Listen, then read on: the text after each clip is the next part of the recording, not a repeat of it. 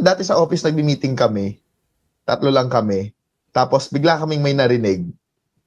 Tapos, bata, ano sabi mo? Sabi ko doon sa isa ko kasama, hindi wala ako sinasabi, ikaw ba? Hindi wala din. Narinig niyo din ba? Gano'n na lang kami. Tapos, okay, sige, continue. Usap tayo. Welcome sa Buhay Buhay Podcast, isang kwentuhan tungkol sa buhay-buhay nating mga Pinoy.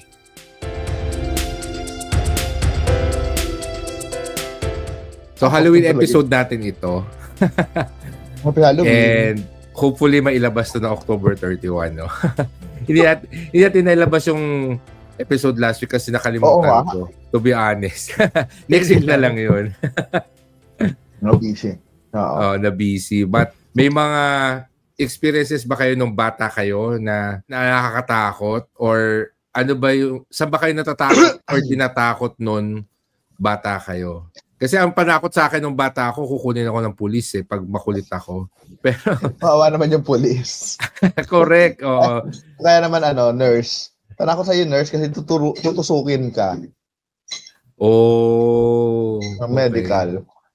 Pag mga sugat-sugat na hindi ko inaasikaso, yung may lalabas na pare na pugot ang ulo, ganyan. Ganyan yung mga panakot sa akin.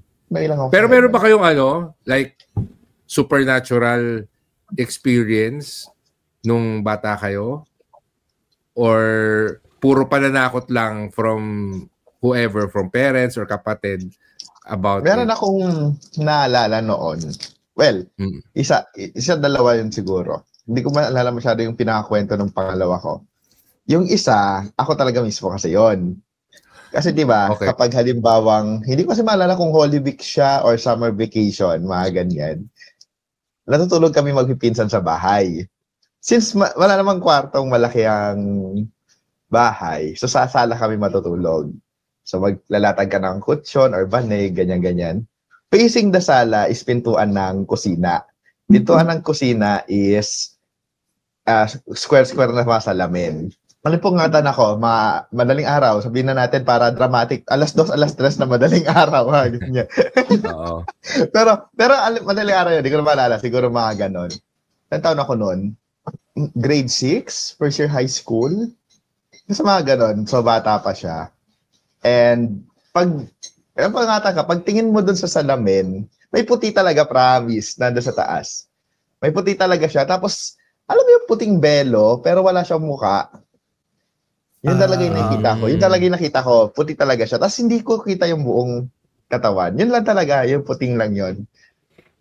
So, ano isipin mo nung bata ko? Ano yun? Hindi ko natakot. Siyempre natakot. Then, natry ko itulog. Kaso nga lang, tuwing sisisilip ako, yun yung nakikita ko lagi. Siya yun. Eventually, nakatulugan ko din naman. Siguro isa-isa mo supernatural. Kinuwento ko sa tao sa bahay. Pag kinuwento ko sa mga tao sa bahay, sila yung natakot. So, siyempre, natatakot na din ako. Kasi, ganyan. Dami-dami na. Yung isa kasi pinsan ko, talagang nakakita pag nagkukwento siya kapag lumalabas. Natakot sila. Parang, basta, ang nangyari na naalala ko, nagdasal na lang doon sa kusina. Nagdasal na lang doon sa kusina. Ayan. Before kasi maging ganun yung bahay, yung kusina na yon, meron yung separate na para meron kwarto doon. Sa may kwarto doon. So, nung pinaayos, isang malaking kusina na siya. Yung kwarto na yon, doon kasi na wala yung tito ko, na ako yung gumising.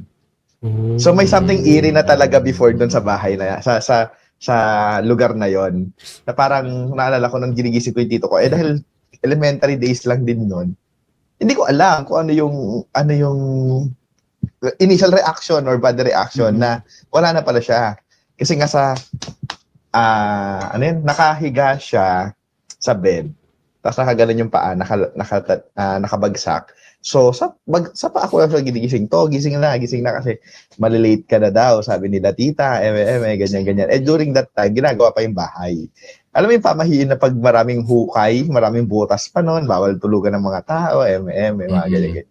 So yun yung isang kwento noon. Tapos yung kusina din yun, before yung maging ganon, likod yun bakod, parang backyard yun dati. Ganyan-ganyan. Na puro puno din. Puro halaman, kamyas. So, sinasabi nila may duwende daw. Ganyan. Oh. May mga ganon. So, may mga ganong ano. Pero, ang scientific, ano naman doon, scientific talaga.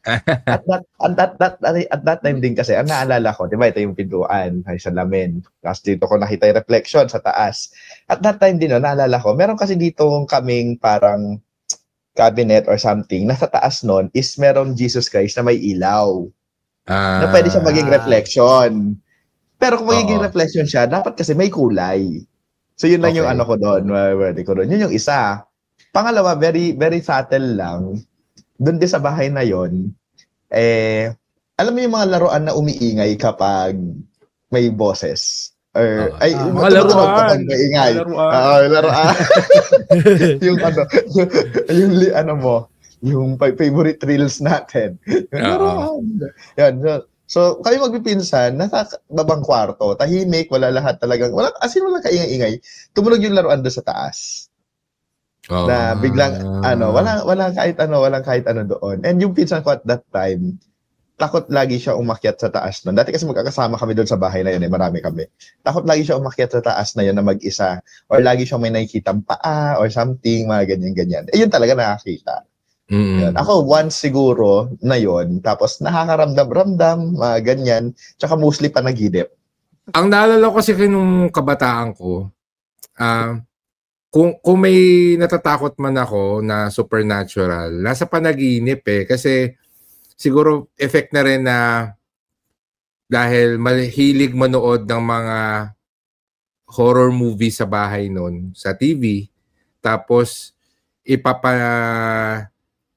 nakot yun or gagamitin na panakot yun nung tita ko sa akin pag makulit ako or maski yung parents ko.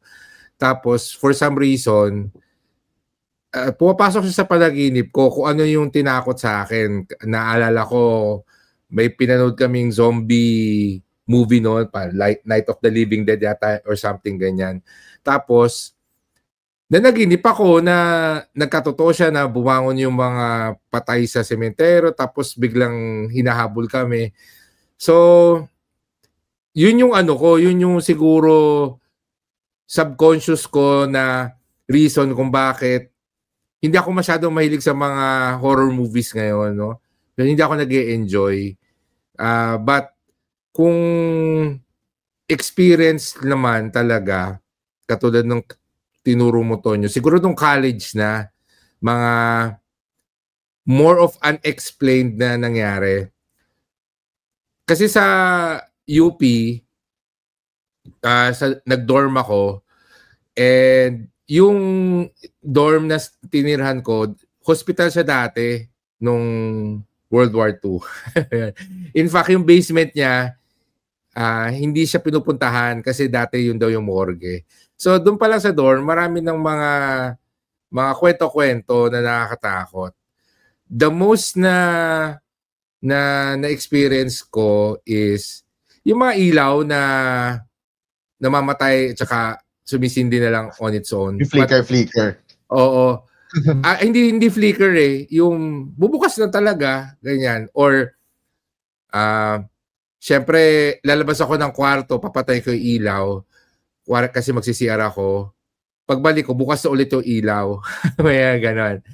Pero kasi ako, inaano ko na lang siya ina-attribute ko na lang siya na kasi luma na nga yung dorm. So baka electrical problem or katulad nung nangyari yun, baka yung roommate ko may kinuha sa kwarto, kaya nabukas yung ilaw. Kaya pagbalik ko, bukas na ulit yung ilaw. Kasi medyo nasa gitna ng hallway yung CR and yung kwarto ko nun sa dorm nasa dulo ng hallway. So medyo malayo yung lakad pag kung magsi-CR ako. Ang pinaka hindi ko ma-explain was nung pauwi ako nun sa dorm, tapos nandun ako sa room ko, pag hawak ko doon sa pinto, nakalock. Siyempre kasi madaling araw na. So, ginawa ko, hinanap ko sa bag ko yung susi. And nung pagpasok ko nung susi doon sa lock, bukas na yung pinto. Alam mo yun? So, ay, naalala ko nakalak to. Bakit biglang bumukas? Tapos pagpasok ko sa loob, walang tao kasi yung dalawa kong roommates, wala rin, nasa gimikan pa. Apparently, ako pa yung unang umuwi nung gabing yon. So, sabi ko, weird. But, dead man na lang. Hindi ko na siya masyadong pinrocess. So, siguro kasi galing gimikan.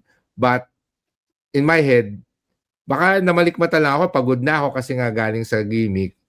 And, yun. So, mga ganun lang. Hindi siya yung direct encounter with a supernatural. Mga unexplained things lang. Pero hindi rin siya ganun kalala. So, yan. Ikaw ba, Panda, mayroon ka na ba talagang experience na nangyari sa'yo dati nung bata ka? Ako, oo, actually.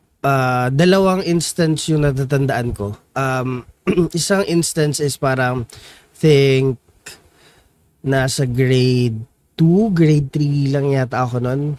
Parang, grade 2, grade 3. Tapos, bali, parang merienda time no. Tapos, ako tsaka isang pinsan, nandun kami sa loob ng bahay, naglalaro dun sa living room. Tapos kasi yung outline ng bahay is living room, tapos katabi agad is yung dining room at tapos kitchen. Tapos siya, makikita mo siya like wala namang dividers dun sa bahay namin nun before. So makikita mo siya. Tapos habang naglalaro kami ng pinsan ko, nagtatago siya dun sa sofa. Tapos yung sofa na yun kasi ang nasa likod na nun is the dining room. Tama, the dining room. So pag silip kong ganun, nagulat ako doon sa pinakadulo kasi pinakadulo is dining room and then kitchen. Tapos sa gilid ng kitchen, sa right side ng kitchen, may ref. Tapos pagtingin ko, nagulat ako na nakita ko yung lolo ko. Grand-dad. So siya, tatay siya nung lola ko. Tapos naka-all white.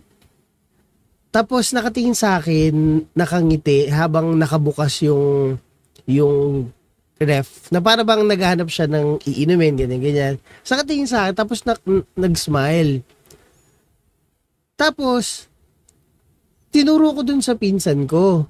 Sabi ko, si lolo, andyan nakasmile. Magkaedad lang kami ng pinsan ko na yun.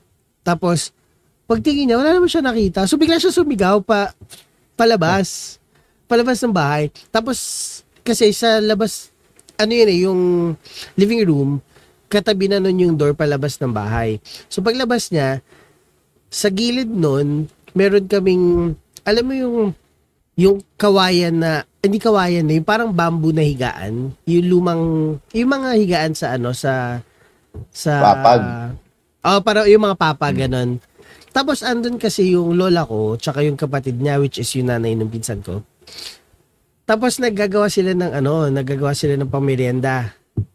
Tapos, syempre, nagtanong ano nangyari, ganyan. Tapos sabi ko, wala, sabi ko lang doon sa pinsan ko, na si lolo, kumakaway sa amin na nag-hello. Tapos, kinilabutan yung lola ko, tsaka yung kapatid niya. Kasi, apparently, 40 days na nung lolo ko na yon.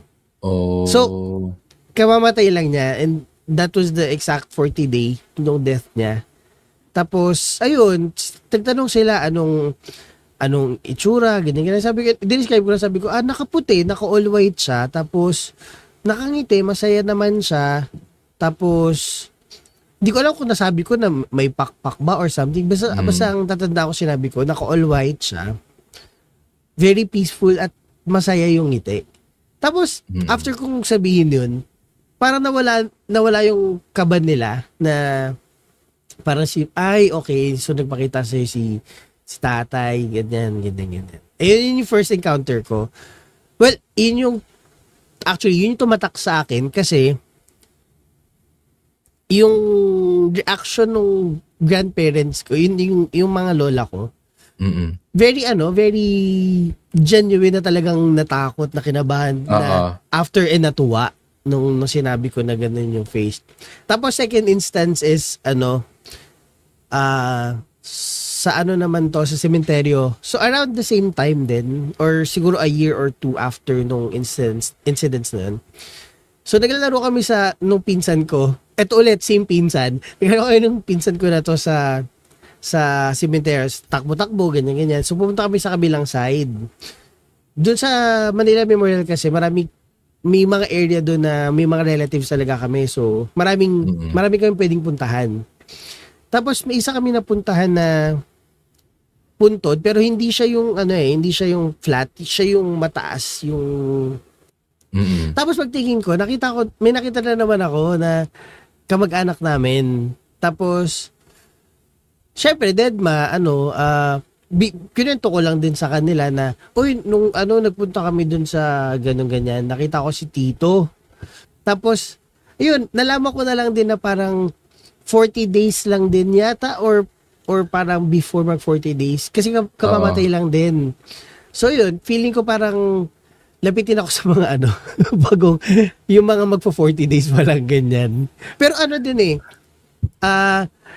meron din ako kasing minsan na kahit hindi ko siya, wala ko nakikita, may nararamdaman ako. Yung, alam mo yung, pag may bahay ako na napuntahan na biglang tumatayo yung balibo, sinasabi ko dun sa tao na may-ari ng bahay. Tapos sasabihin nila, may ganito nga dito, ganyan, may history nga. So parang, feeling ko medyo mataas yung senses ko when it comes to that. Tapos, dagdag ko na lang din, funny stories. Speaking kasi, di ba sinasabi mo kanina yung tinatakot ka tungkol sa police, ganyan. Ako naman nung bata ako, traumatized ako sa pagpunta sa CR. Kasi yun yung time na nauso yung shake, rattle, and roll. Okay. Si Undin. Oo. Yun. So, kasi syempre bata ako. So, may particular scene kasi doon na lumabas, na parang nagsi-CR yung lalaki or babae. Tapos, lumabas siya doon sa mismong sa toilet. bowl. Oo. Sa bowl.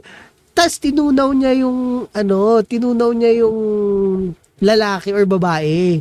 Oo. So, parang after nun, parang hirap, hindi kailangan may kasama ako bago ako mag-CR.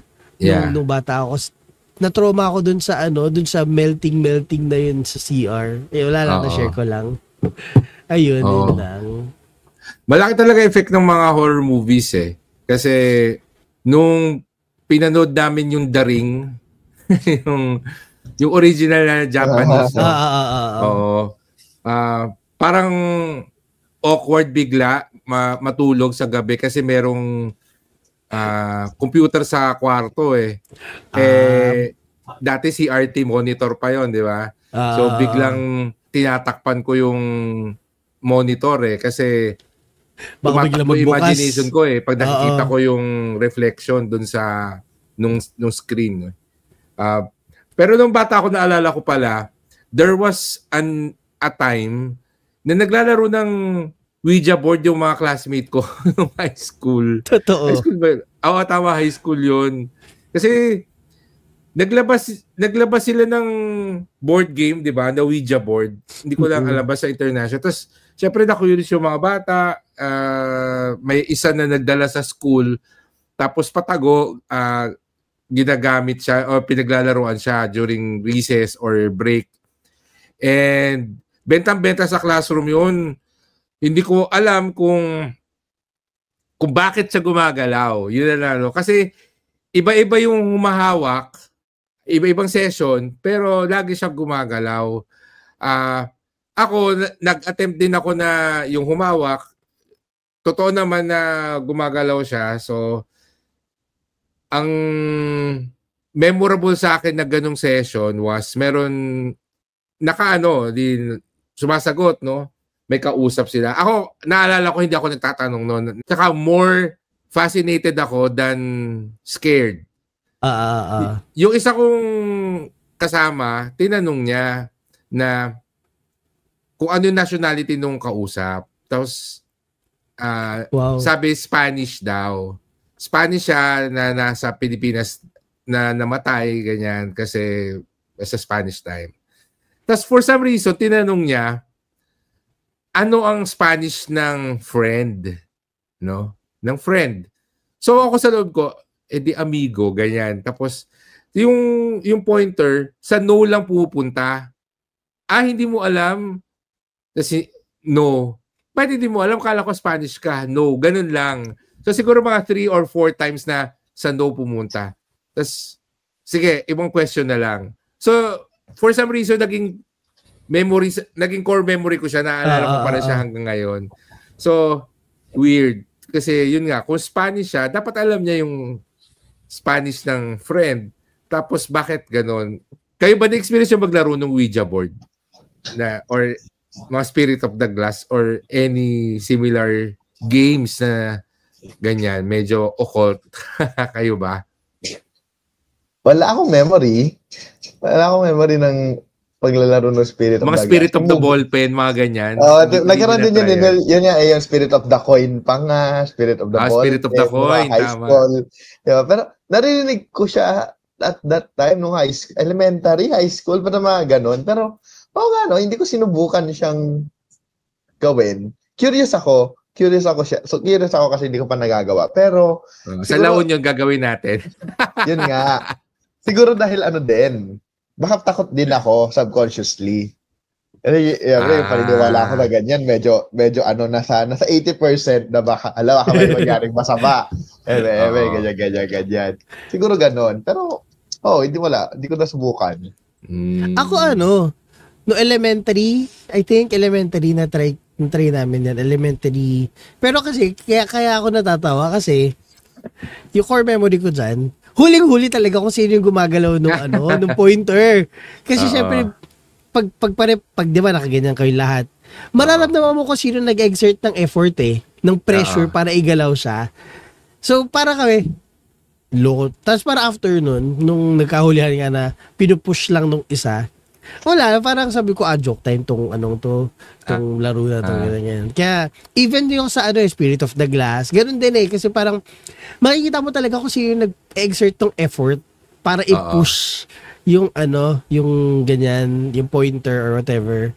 Ayun, kaya ako medyo hindi siya naging ganong ka-scary for me. Pero pero I remember, wala lang, share ko lang din, meron akong classmate nung, I think grade 5 yata to or grade 6. Tapos mahaba yung hair niya.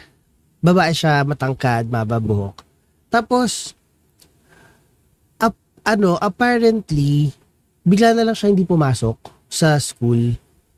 Mga mid-school year. So, bigla siya hindi pumasok. Tapos nalaman na lang namin na the reason why na daw siya, na barang daw siya ng isa dun sa mga classmates namin. Kasi itong classmate namin na to, palagi siyang running for honors, ganyan, matataas grades. So, nung nawala siya, nagtataka kami na, ano nangyari, ganyan. Tapos, para sabi nung nanay, nung pina-check daw sa, albularyo yun, diba? Albularyo, Oo. Meron daw nagpakulam sa kanya na ginamit daw yung buhok niya. Tapos ending kung if I remembered correctly, ending kaya hindi na siya pumapasok kasi ayaw na niyang makunan siya ng buhok. Tapos nagpagupit din siya. So yung buhok niya na hanggang bewang, pinakat niya kasi parang yun daw yung isang way of counteracting the barang. Oo. Wala na share ko lang. Ayun. Pero na-experience nyo ba yun na natawas kayo kasi na-dewende nung bata kayo? Kapatid ko. Kasi yung kapatid ko, yung kapatid ko kasi nung baby pa siya or nung hanggang siguro mga 1-2 years old, may moments talaga na iyak siya ng iyak.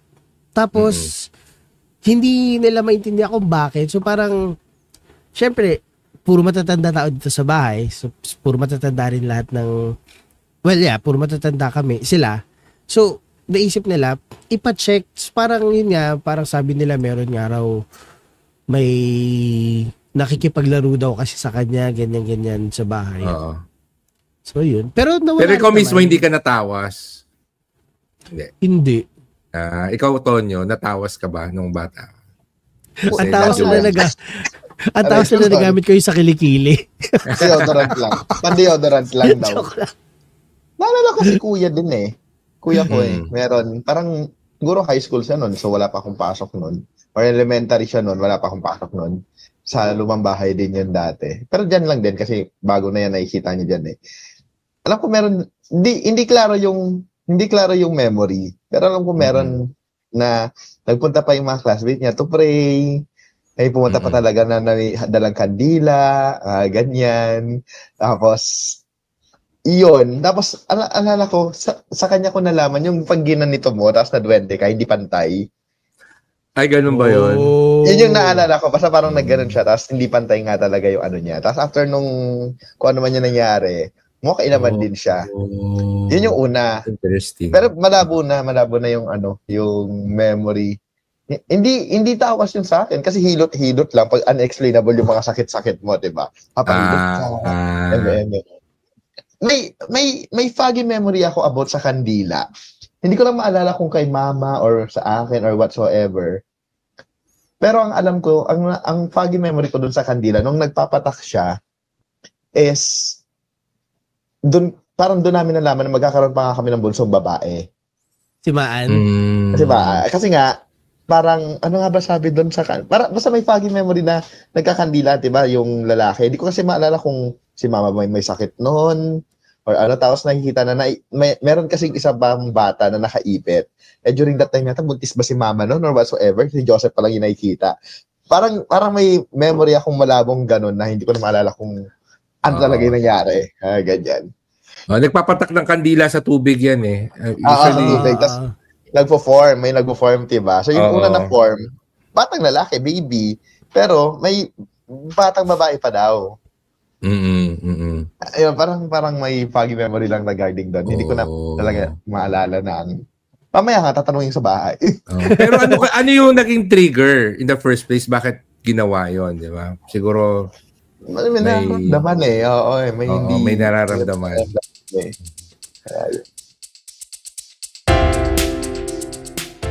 Bago tayo magpatuloy, gusto namin kayong i-invite sa aming website na buhaybuhaypodcast.com. Nandun ang aming episode show notes, mga exclusive special videos, extended episodes at marami pang iba. Kaya kita-kita tayo sa buhaybuhaypodcast.com.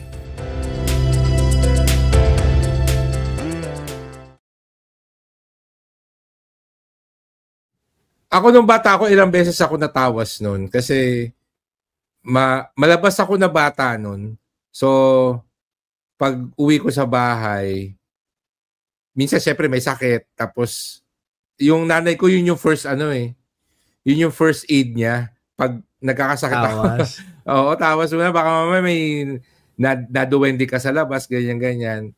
And, kung ano yung interpretation, kasi sinusunog yung tawas di ba? Parang natutunaw. Tapos kung ano yung ma-form, yun yung interpretation nila. Basta ang hilig nila na duwende, ganyan. Pero ako naman, I remember, wala naman akong extraordinary na nararamdaman. Usually, nalagnat, yun lang. Tapos, may ubo na ayaw matanggal, mga ganon. So, pero yung napoposes, parang wala naman ako nag-experience. But, yeah, bukod dun sa tawas, meron din akong foggy memory nung kandila. But, yung parents ko kasi, superstitious talaga sila Ang dami nilang ritual na naaliw naman ako pag pinapanood ko sila sa ginagawa nila. For some reason, hindi ko siya nakuha. But, kayo ba, meron ba kayong mga ginagawa or pinapractice dati and siguro hanggang ngayon na it's purely for the protection against evil spirits, ganyan? Ano ba yung ginagawa nyo dati? Alam ko, isa sa mga ginagawa ko, merong merong pinapabaon sa akin na anting-anting yung nanay ko. So, dapat kwintas siya.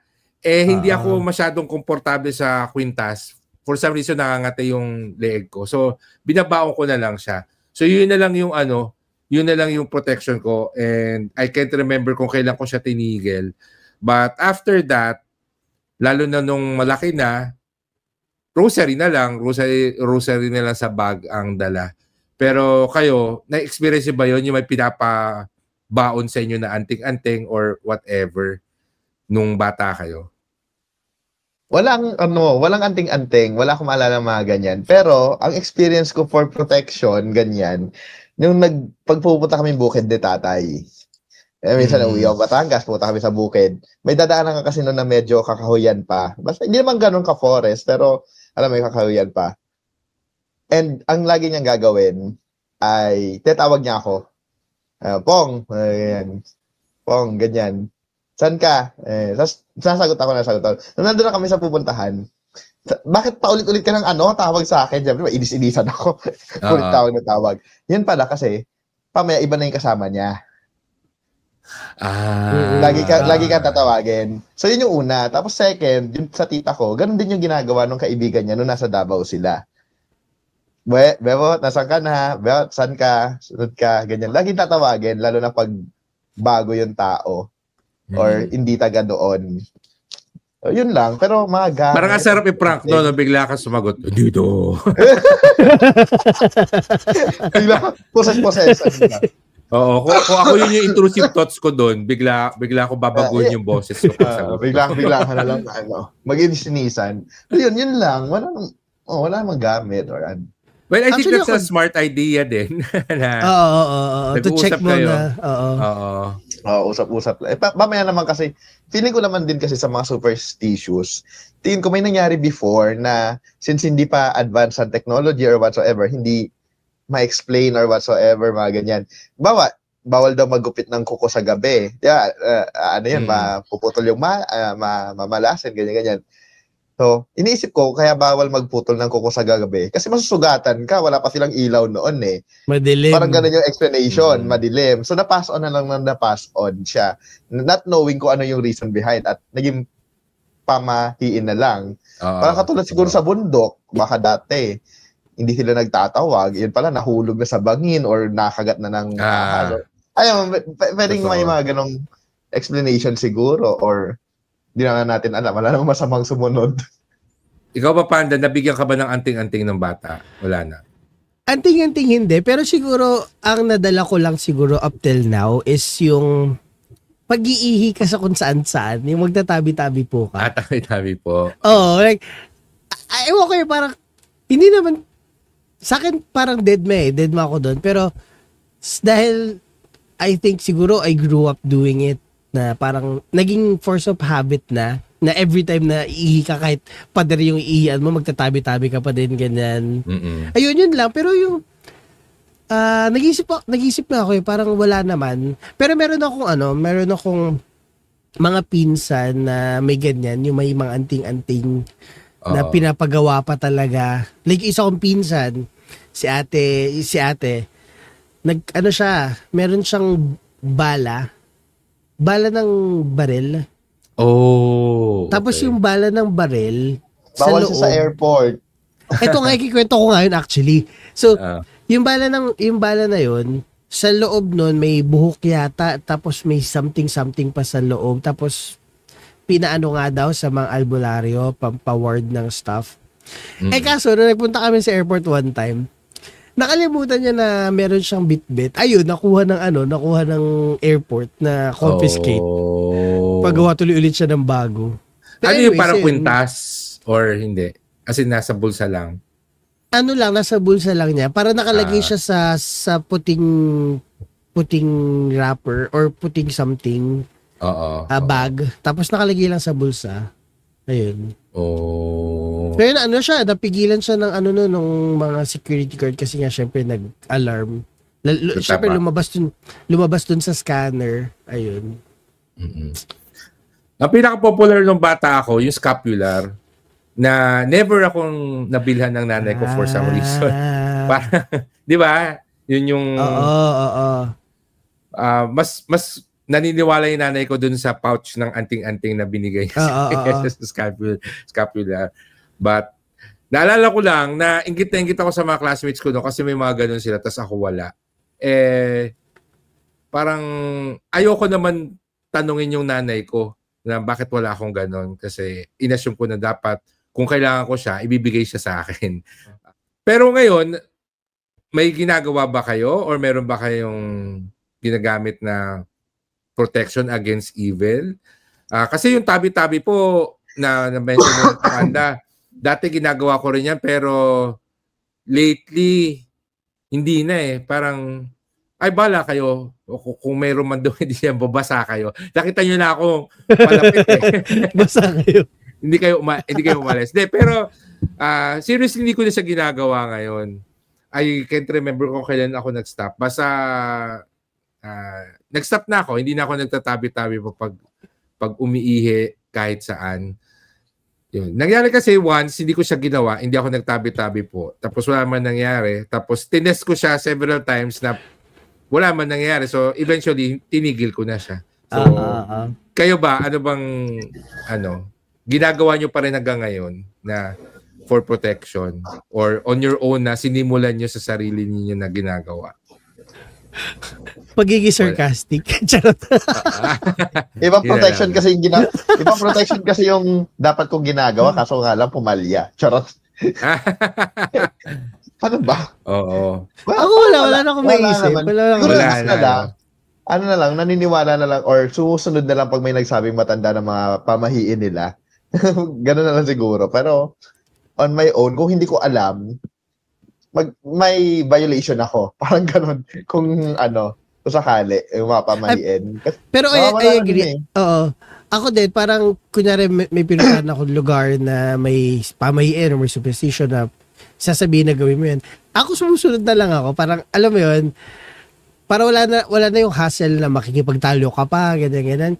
Para wala namang, okay, sige, gawin ko na lang gagawin mo para at least mabuild ko din yung trust ng tao na yun or dun sa lugar na yun. Diba? Pero kung personal, wala talaga din. Agree ako kay Todd. No? And gets ko yan na may mga tradition, yung mga lugar o yung mga matatanda na minsan sinasabi gawin natin. Para sa akin, okay lang din gawin because sometimes, katulad doon na mention kanina, superstition na siya ngayon, pero meron siyang logic. Bakit siya nasimulan na gawin na siguro yun na lang yung pinakamadaling explanation para gawin siya ng mga tao, but in reality, meron siyang logical or rational reason bakit naging tradition or naging practice yung isang bagay dun sa lugar na yon, no? Ako wala rin sa akin yung problema na sumunod pag sinabi na pagdadaan ka dito kailangan ganito gagawin mo, ganyan. Sige, okay. Sige. Ganyan lang. Siguro sa panahon ngayon, meron ba kayong kinakatakutan? Takot pa rin ba kayo sa mga supernatural o mas takot kayo sa mga responsibilidad sa buhay? Ay, true. Mas takot sa bills. But on the supernatural side, may takot pa rin ba kayo ngayon sa ako hindi naman sa takot, pero parang ang mindset ko na lang is to not close any possibilities kung meron ba talagang something or wala. Like kung may explanation or wala. Kung may mangyari. Pero hindi ko siya actively iisipin. Hindi ko actively tatakutin yung sarili ko. So kung may experience lang ako something na kakaiba, something na weird, okay, let it happen. Pero hindi ko ikukulong yung sarili ko sa takot kung bakit nangyari yun. Parang isip na lang ako, okay, sige, nangyari yun. Gumalaw yung upuan, siguro dahil ganito, ganyan. Pero wala on my end lang is, I would just think na something scientific happened or may nangyaring hindi ko palang kaya i-comprehend. Parang ganun. Pero takot, not so much. Kayo ba? So kung kunwari 1 million pesos mag-overnight ka sa isang haunted house, payag ka? Ay, sige, para mabalik yung pera ko. So, hindi ka magdadalawang isip. Hindi naman. Go tayo dyan. Maganda experience din yan.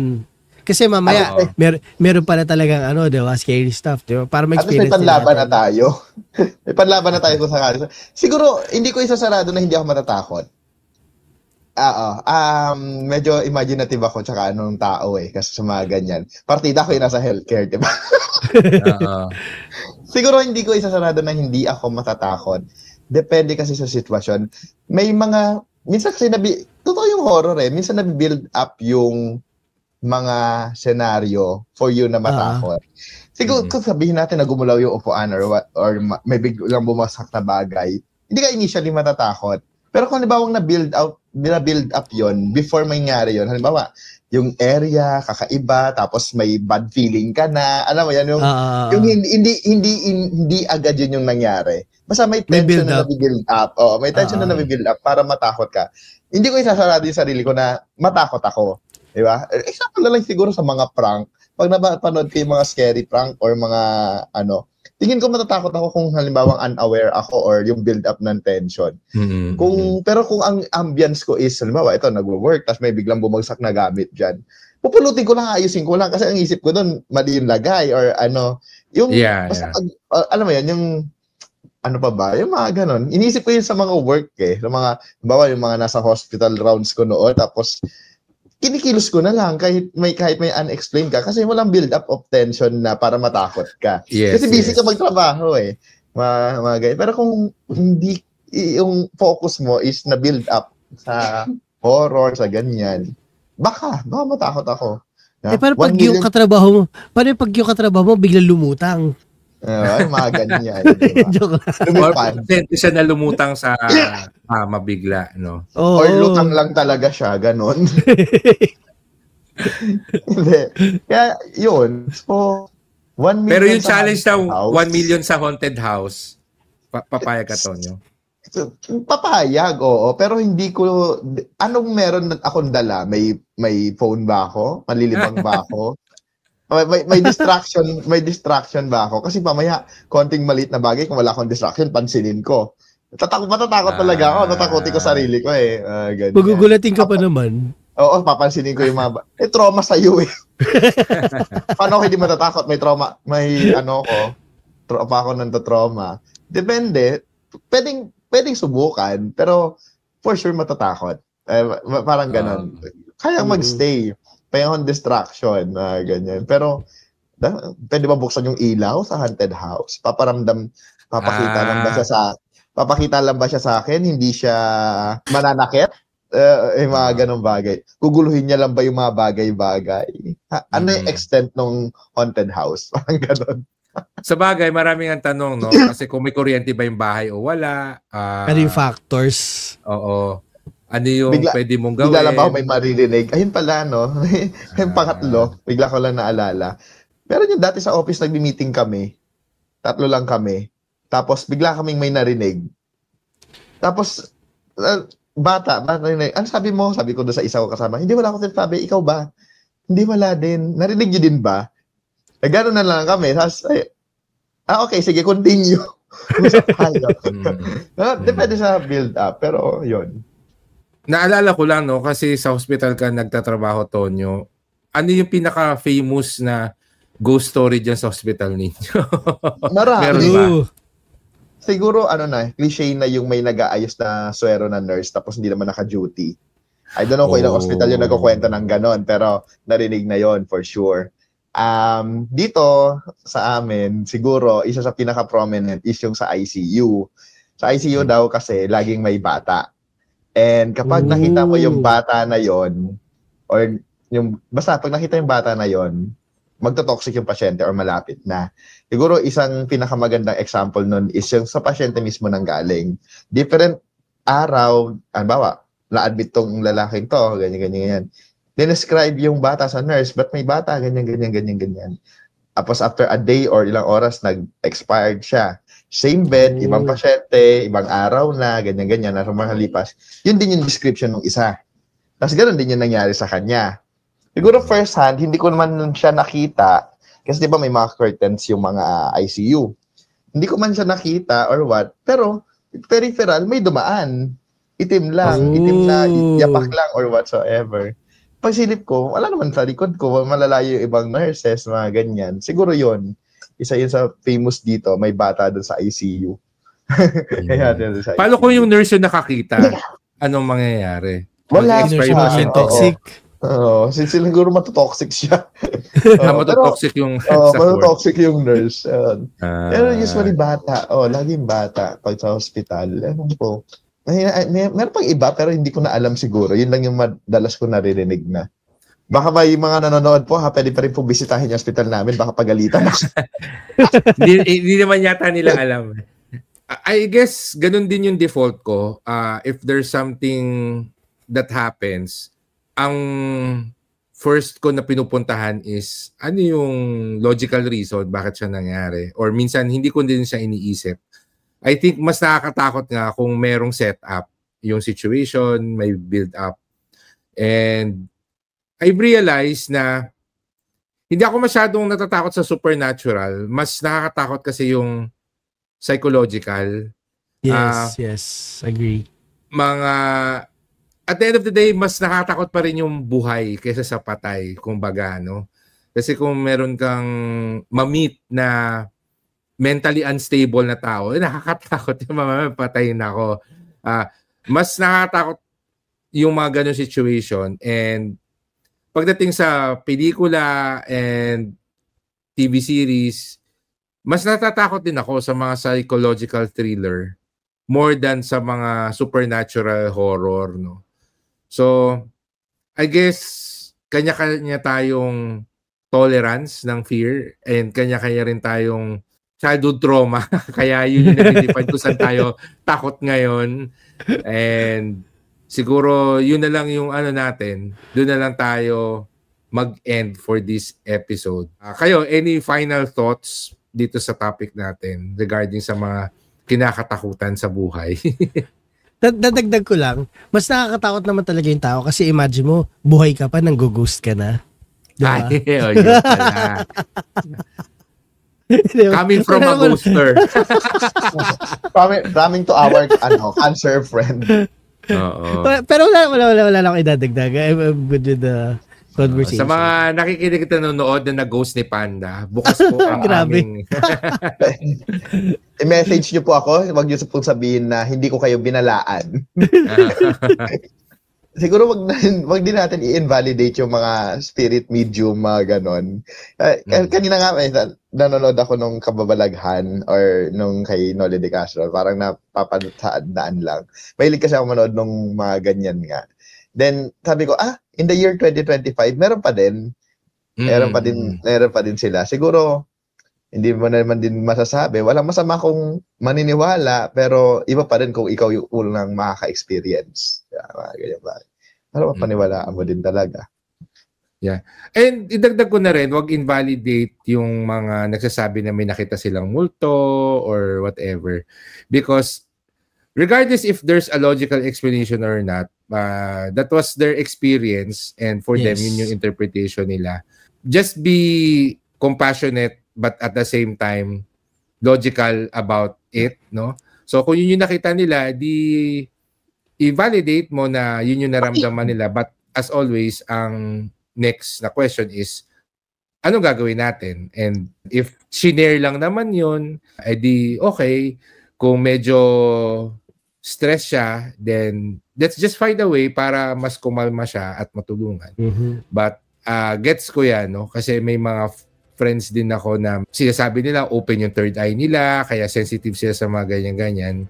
I do not make fun of them. Kasi para sa kanila, experience nila yun eh, di ba? That's theirs. Yes. So anyway, so that's it. End recording na tayo. Happy Halloween.